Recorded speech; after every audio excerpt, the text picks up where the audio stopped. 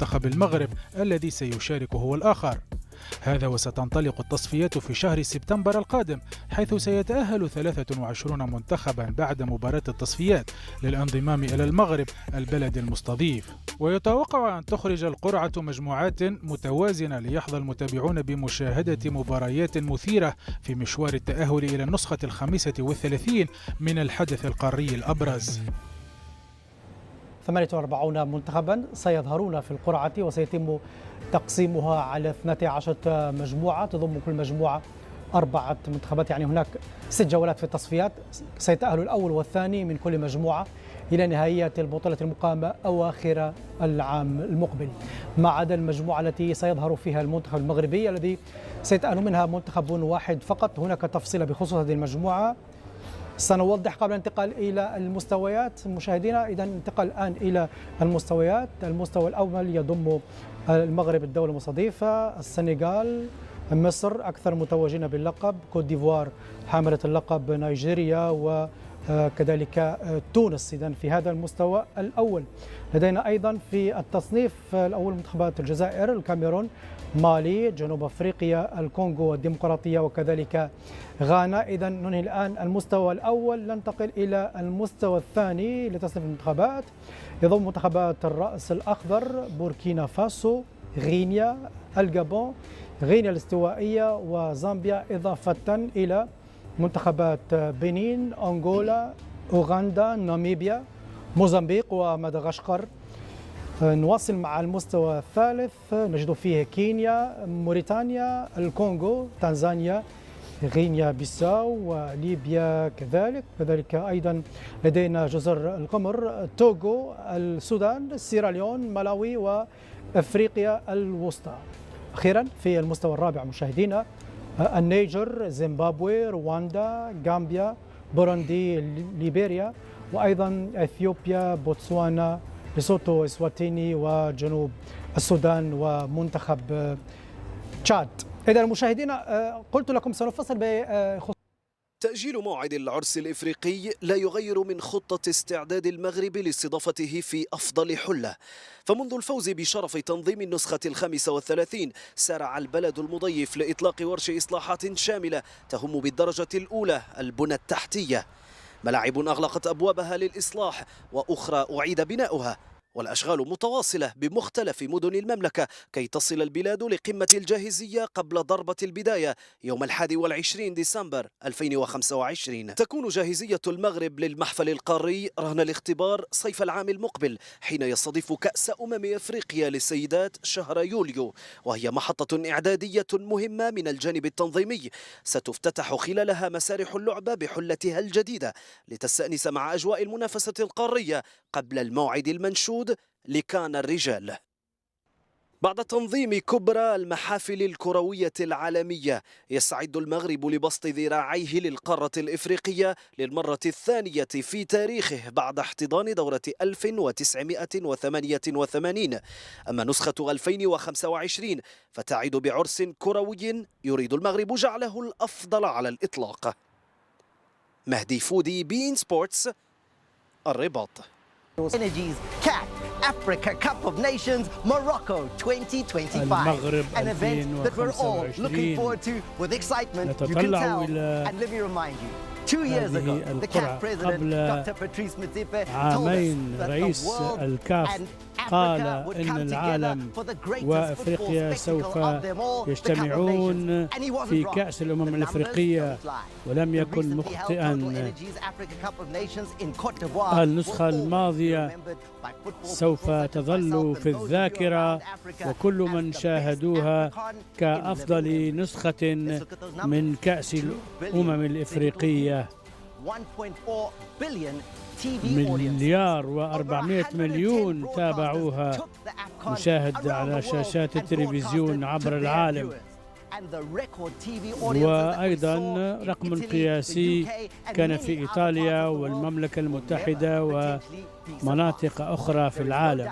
لا شك في أن أفكون هو أكبر تظاهرة رياضية في القارة الأفريقية. لنعد ونسترجع معا ونستلهم من تلك النسخة.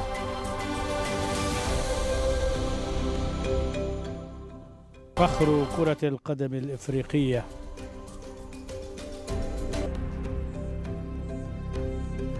Amazing. مذهل. And I still get goosebumps when I look back and I reflect on the moments that the Africa Cup of Nations brought us. أتذكر ما استمتعنا به. اسمحوا لي بأن أرحب بضيف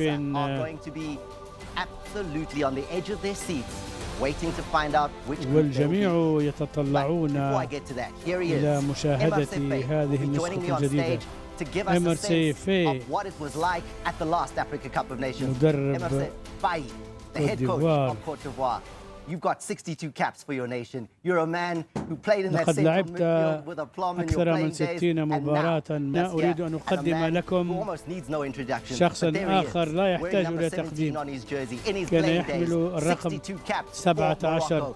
The quintessential target man, the big man in the box, the former Arsenal striker Marwan Shamakh.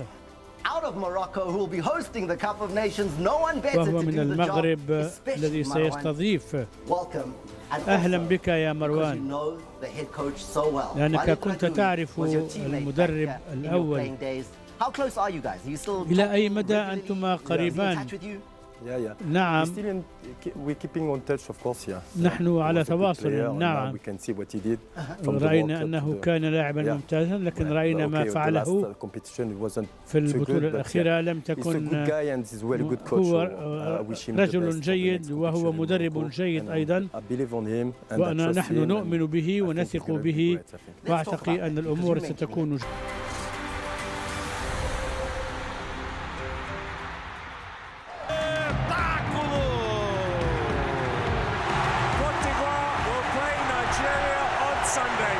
Countdown begins for the big final.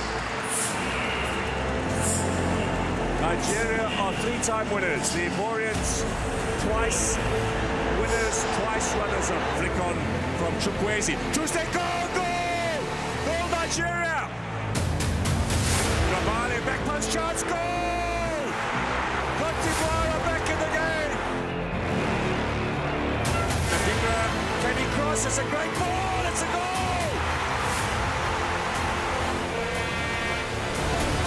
There it is, it's all over.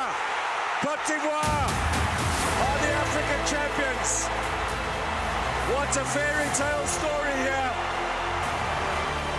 It's a magnificent comeback from the host country. There they are, the champions of Africa. Cote d'Ivoire on home soil lift the African Cup of Nations.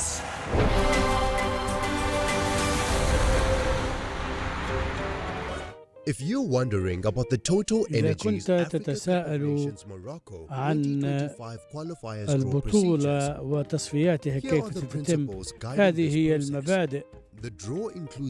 48 فريقا تقسم إلى 4 أوان، كل منها فيها 8 منتخبات. سيكون هناك 12 مجموعة ب4 فرق. من يسحب أولا يذهب إلى الخانة الأولى لكي تصبح حتى آخر مجموعة، وكل مجموعة ستستمر وتستمر القرعة بالنسبة للإناث الثاني والثالث أو الرابع والثالث والثاني والأول. الأول والثاني من كل مجموعة سيتأهل إلى النهائيات. بالنسبة للمجموعة التي فيها المغرب، بأن المغرب إذا كان هو الأول فإن المتأهل معه يكون الفريق الثاني. إذا كان الفريق المضيف في الثاني أو الثالث أو الرابع فإن هو يتأهل، ومن هو في المركز الثاني يتأهل. نبدأ معك يا مروان. أول فريق يتم سحبه سيذهب إلى المجموعة الأولى.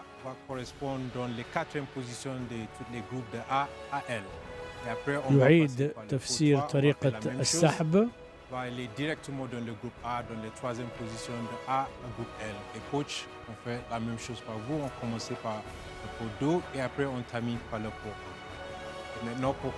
إذا نبدأ مع مروان.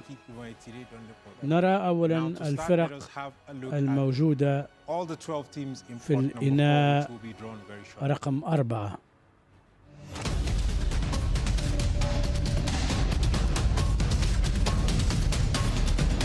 النيجر، زيمبابوي، رواندا، غامبيا، بوروندي، ليبيريا، إثيوبيا، بوتسوانا، ليسوتو، إسواتيني، جنوب السودان، تشاد،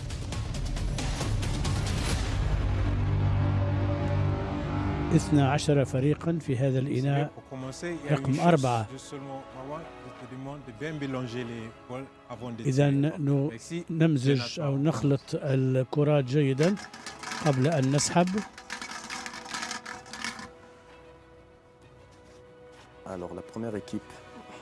الفريق الأول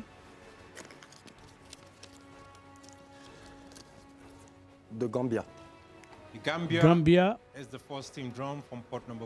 أول فريق سيكون في المجموعة الأولى في الخانة رقم 4.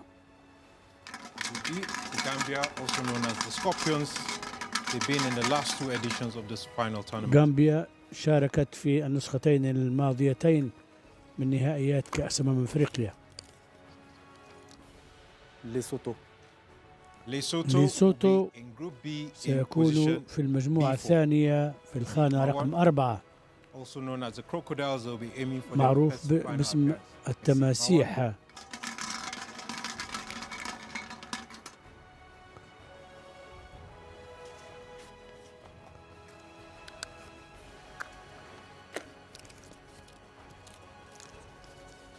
بوتسوانا في المجموعة الثالثة في الخانة الرابعة.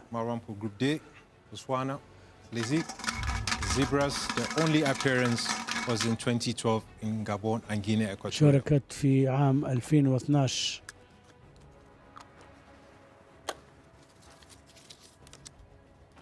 رواندا في المجموعة الرابعة في الخانة الرابعة.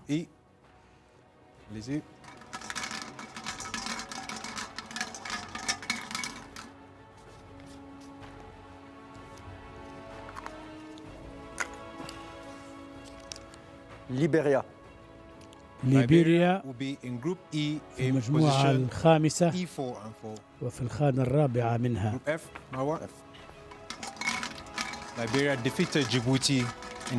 فازت ليبيريا على جيبوتي للتأهل إلى هذه المرحلة من التصفيات. النيجر في المجموعة السادسة في الخانة الرابعة. لعبت مرتين في النهائيات في 2012 و 2013. تشاد في المجموعة السابعة في الخانة الرابعة.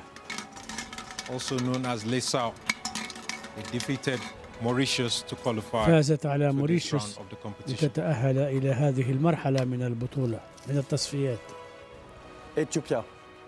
إثيوبيا في المجموعة الثامنة في الخانة رقم 4.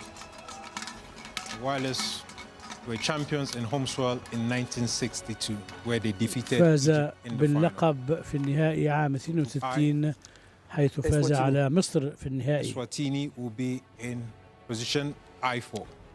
سواتيني سيكون في المجموعة التاسعة.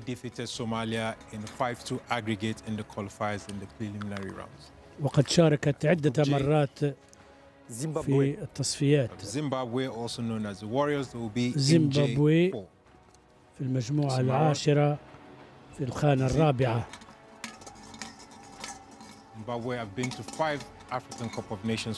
زيمبابوي وصلت إلى نهائيات 5 مرات.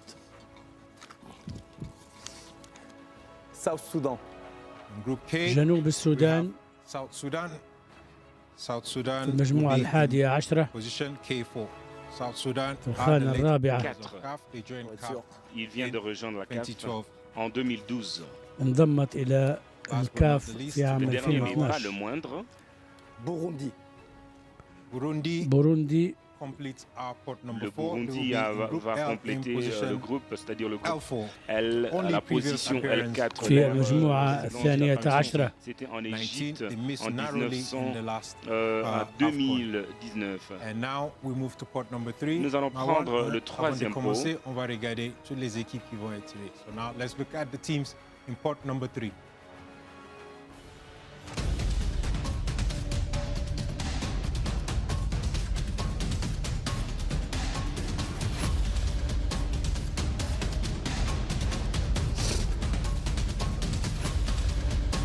هذه فرق المجموعة أو الإناء الثالث رقم 3: جزر القمر، توغو، السودان،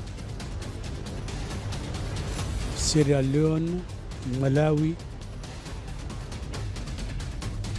أفريقيا الوسطى، جمهورية أفريقيا الوسطى.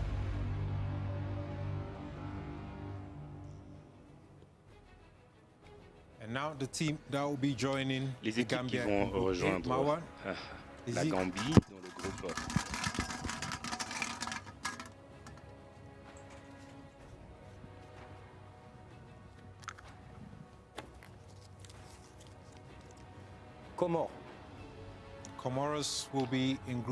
Les îles Comores dans le groupe A, à la position A3. Les îles Comores ont étonné, ils ont choqué le continent au Cameroun à la 6e de finale.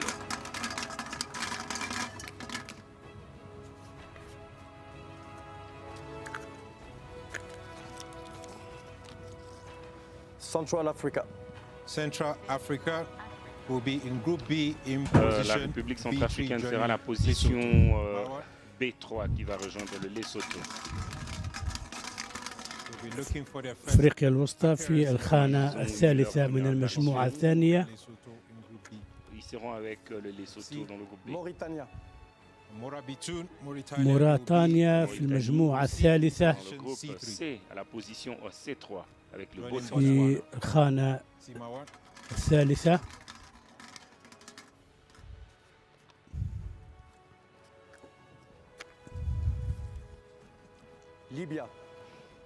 ليبيا في المجموعة الرابعة في الخانة الثالثة إلى جانب رواندا.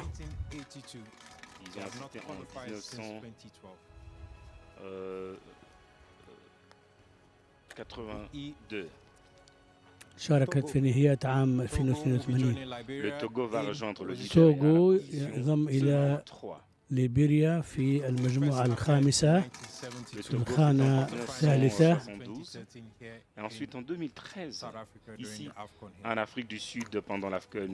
شارك في نهائيات 2013 في جنوب أفريقيا. Le Soudan va rejoindre le Niger à la position F3. السودان Le Soudan a une histoire très enrichissante له تاريخ غني في هذه المسابقة. سيراليون à la position G3 qui va في الخانة الثالثة le Ghana وينضم إلى غانا connu comme le North Star. في المجموعة السابعة. شارك في ثلاثة نهائيات. تنزانيا في المجموعة الثامنة وينضم إلى إثيوبيا في الخانة الثالثة من هذه المجموعة. وبالنسبة للمجموعة التاسعة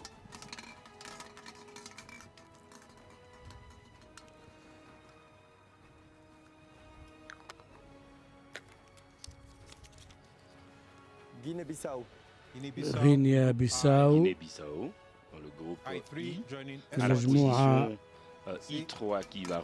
التاسعة إذن إلى جانب إسواتيني en 2017 au Gabon.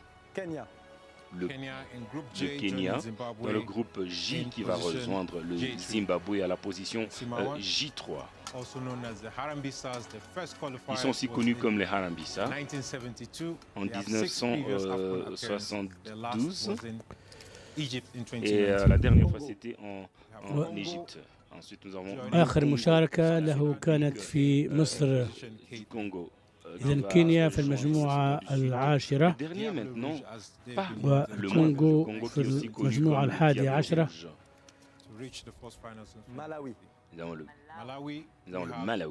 مالاوي في المجموعة الثانية عشرة.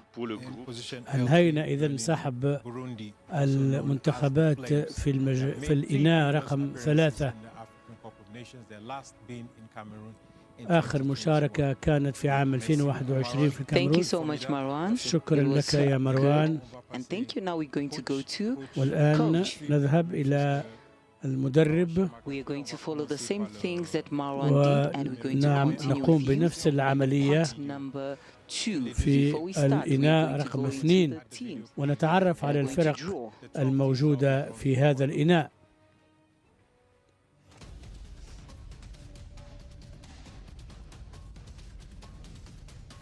الرأس الأخضر بوركينا فاسو، غينيا، الغابون، غينيا الاستوائية، زامبيا، البنين، أنغولا، أوغندا، ناميبيا، موزمبيق، مدغشقر،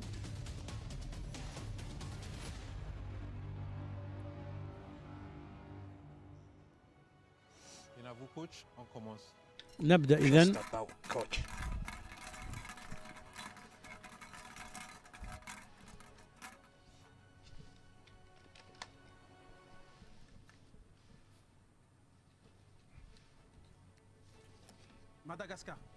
مدغشقر تذهب إلى المجموعة الأولى في الخانة رقم 2 إلى جانب غامبيا وجزر القمر.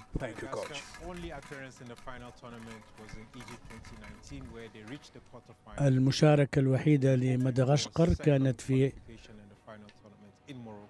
المغرب.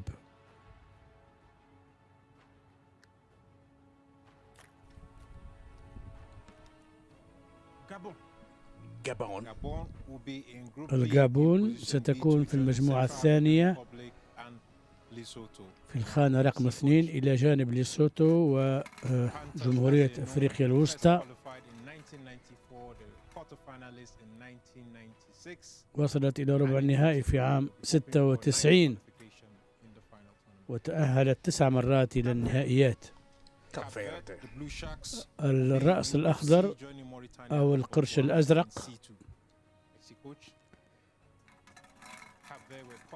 في المجموعة الثالثة.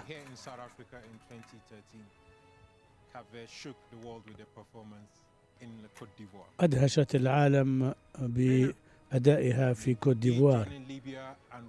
البنين تنضم إلى ليبيا ورواندا في المجموعة الرابعة في الخانة رقم 2.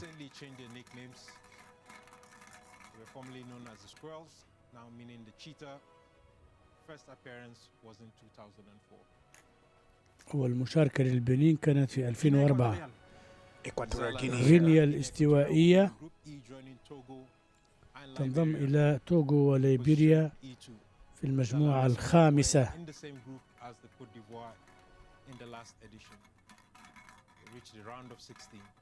وصلت إلى دور 16 في النسخة الماضية.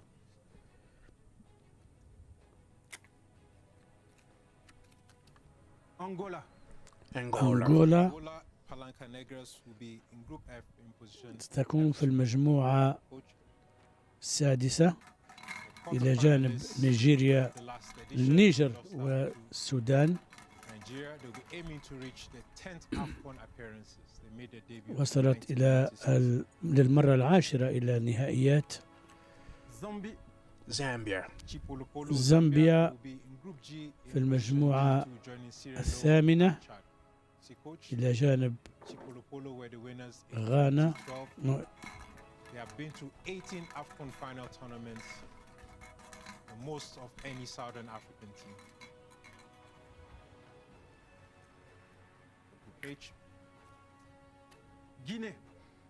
غينيا في المجموعة الثامنة إلى جانب إثيوبيا وتنزانيا.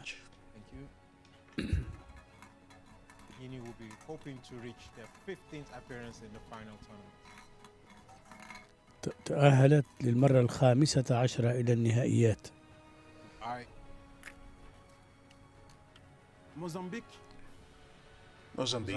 الموزمبيق المجموعة التاسعة إلى جانب غينيا بيساو وسواتيني، وهي في الخانة الثانية.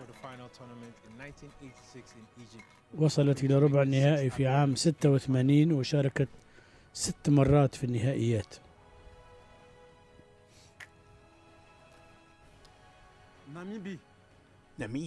ناميبيا في المجموعة العاشرة إلى جانب كينيا وزيمبابوي، وهي في الخانة رقم 2.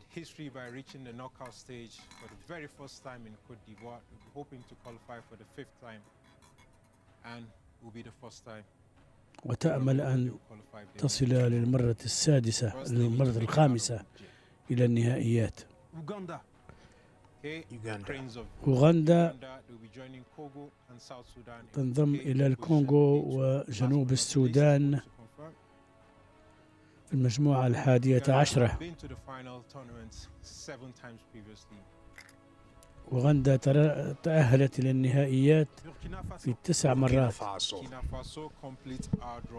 بوركينا فاسو انضمت إلى ملاوي وبوروندي في المجموعة 12.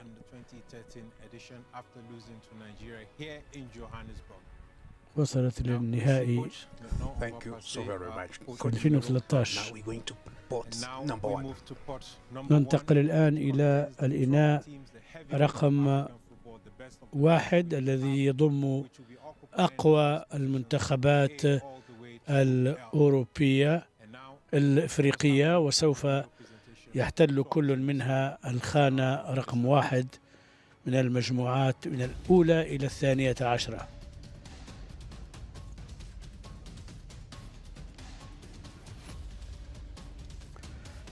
مصر، كوت ديفوار، نيجيريا، تونس، الجزائر، الكاميرون، مالي، جنوب أفريقيا، الكونغو الديمقراطية، غانا،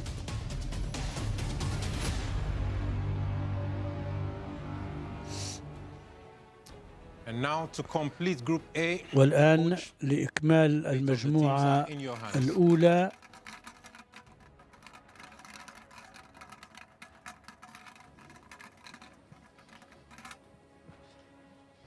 Madagascar, Comoros and the Gambia. تونس إذا تنضم إلى مدغشقر وجزر القمر وغامبيا.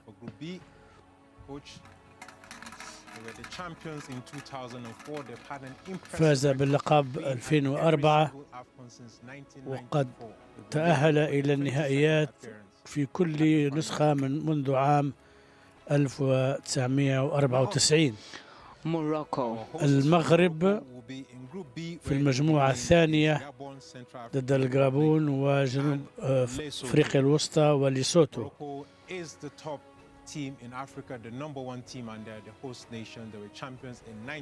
فاز باللقب عام 76 وسوف يستضيف البطولة في عام 2025.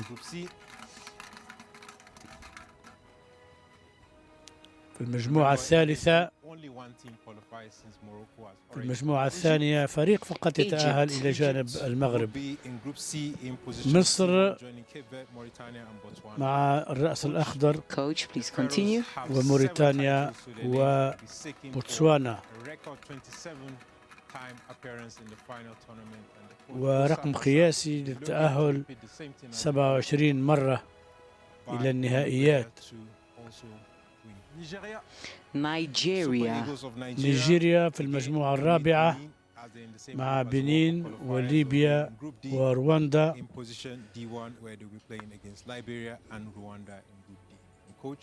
Coach, please continue. Nigeria are three-time champions will be targeting their 21st appearance in the final tournament. They finished in the top 3 AFCONs at least 16 times. احتل المركز الثالث نيجيريا على الأقل في 16 مرة. الجزائر في المجموعة الخامسة إلى جانب غينيا الاستوائية وتوغو وليبيريا. فاز باللقب في عام 1990 وفي مصر 2019.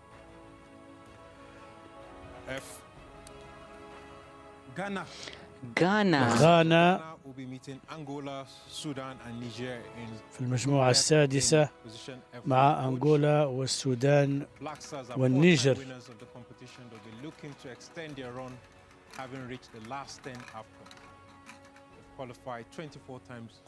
تأهلت غانا 24 مرة، أو تريد أن تتأهل للمرة 24 إلى النهائيات.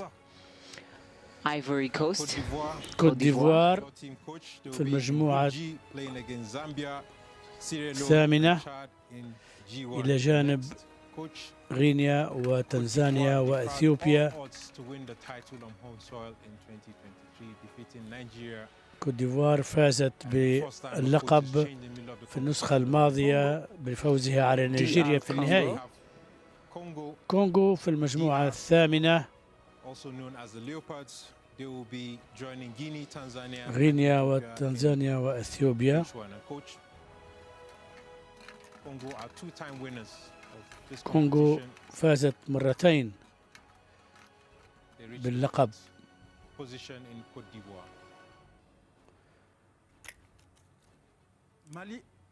مالي ستكون في مجموعة موزمبيق وغينيا بيساو وإسواتيني. ستحاول التأهل إلى النهائيات للمرة 10 على التوالي.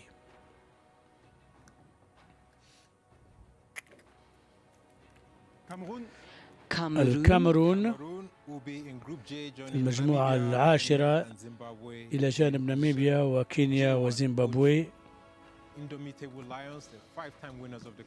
فاز باللقب 5 مرات وتأهلت 21 مرة إلى النهائيات.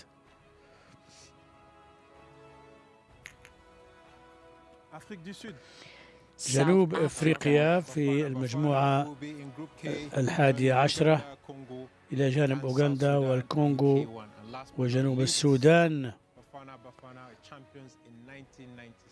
جنوب أفريقيا فازت باللقب عام 96.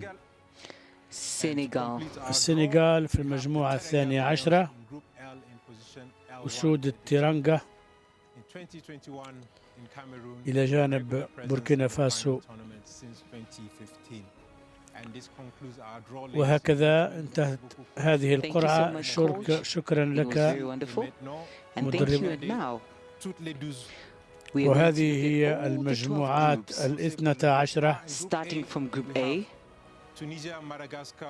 تونس، مدغشقر، جزر القمر وغامبيا في المجموعة الألف. الثانية المغرب والغابون وأفريقيا الوسطى وليسوتو. المجموعة الخامسة الجزائر، غينيا الاستوائية، توغو، ليبيريا. المجموعة السابعة أو السادسة غانا، أنغولا، السودان، نيجر. في المجموعة الثامنة كونغو الديمقراطية وغينيا وتنزانيا وإثيوبيا. Guinea-Bissau and Eswatini in Group J, Cameroon, Namibia, Kenya, Zimbabwe. Group K, South Africa. المجموعة 11 جنوب أفريقيا، أوغندا، كونغو، جنوب السودان. والمجموعة 12 السنغال، بوركينا فاسو، ملاوي وبوروندي. وهكذا نصل إلى نهاية هذه القرعة. نتمنى ل 48 منتخبا حظا وافرا. الآن معكم المجموعة الكاملة. المجموعة الأولى تونس، مدغشقر، جزر القمر وغامبيا. هناك منتخبان عربيان، تونس وجزر القمر في هذه المجموعة. المجموعة الثانية تضم المغرب المستضيف لكأس الأمم الأفريقية مع الغابون، أفريقيا الوسطى وليسوتو. بعد ذلك المجموعة الثالثة وهي بتقديرنا الأقوى في هذه التصفيات، مصر والرأس الأخضر كاب فيردي الذي وصل إلى دور 16 البطولة السابقة، موريتانيا مجموعة عربية أيضا أخرى، وبوتسوانا. يبدو أن حظ موريتانيا في المواجهات العربية، تذكر مع الجزائر قبل كأس الأمم، كذلك مع تونس وما إلى ذلك. المجموعة الرابعة نيجيريا، بنين، المنتخب العربي الليبي مع رواندا. المجموعة الخامسة بلد عربي آخر، الجزائر، غينيا الاستوائية التي وصلت للدور 16 في البطولة السابقة، توغو ولايبيريا. المجموعة السادسة حضور عربي أيضا خلال السودان مع غانا، أنغولا، السودان في المستوى الثالث، ومنتخب نيجر. مجموعة قوية للغاية بالنسبة للمنتخب السوداني.